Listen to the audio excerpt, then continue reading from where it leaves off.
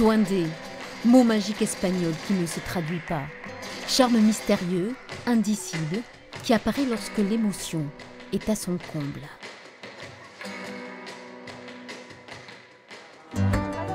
Séville, capitale de l'Andalousie. Pour rechercher le Duende, il faut aller dans son berceau, de l'autre côté du Guadalquivir, à Triana. C'est ici qu'est né le flamenco, dont les souffrances et les fêtes du peuple gitan.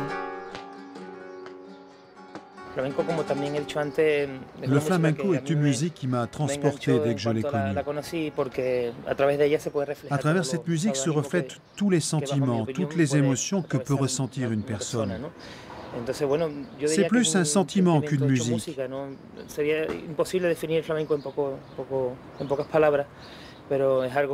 Et c'est impossible de le définir en peu de mots. C'est quelque chose qui te fait devenir fou dès que tu le rencontres et qui te fait tomber amoureux. Triana, un village dans la ville. Aujourd'hui très à la mode, le quartier a longtemps concentré à la marge l'essentiel du flamenco.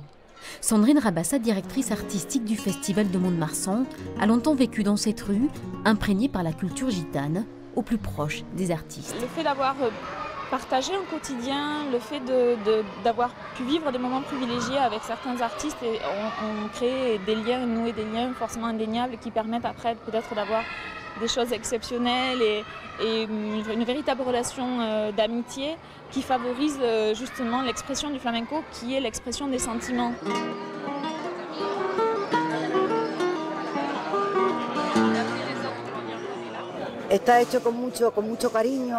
C'est fait avec tellement d'affection.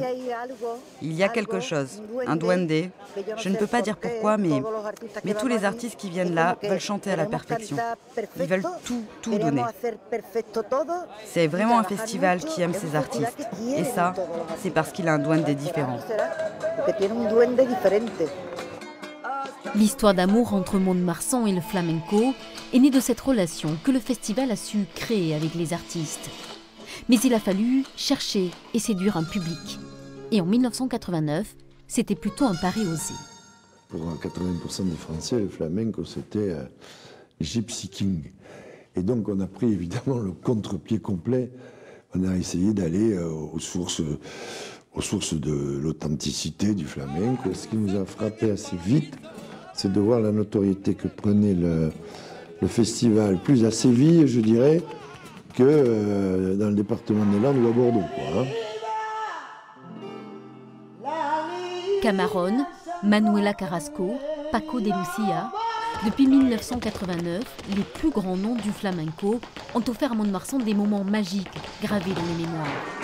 Les héritiers des maestros ont grandi avec le festival. Farou, de la lignée de l'illustre Farruko, a vu naître la passion flamenca à Mont-de-Marsan.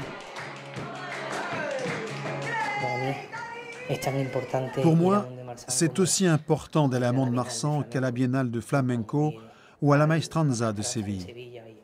Parce que tu sais que tu vas être face à des gens que tu ne peux pas tromper. Aujourd'hui, Mont-de-Marsan résonne à Séville, au point d'inspirer la Biennale, le rendez-vous phare du flamenco. Le festival propose des créations, des rencontres inédites entre les artistes, occasion rare en temps de crise économique. Plus surprenant encore, la région andalouse qui vient de renouveler son partenariat financier avec Arte Flamenco.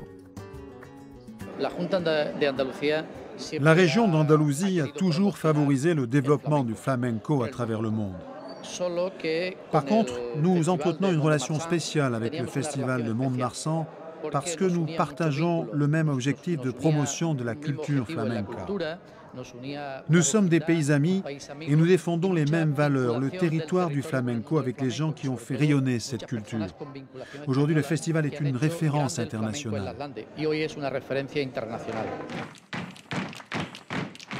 En 3 décennies, Mont-de-Marsan a su transporter l'âme de Séville sur scène, mais surtout dans les rues.